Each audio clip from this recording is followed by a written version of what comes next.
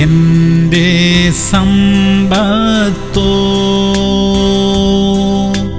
നീ എൻ യേശുവേ,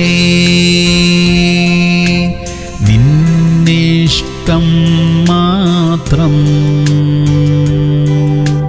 മതി എൻ ദൈവമേ.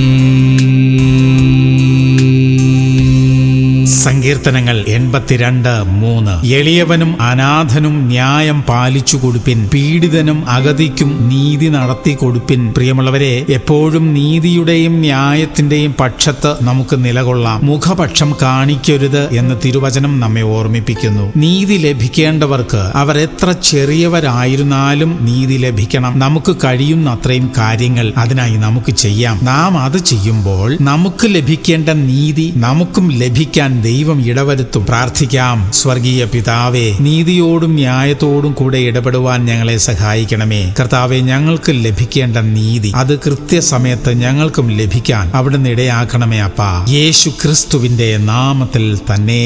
ആമേൻ, ആമേൻ, ആമേൻ.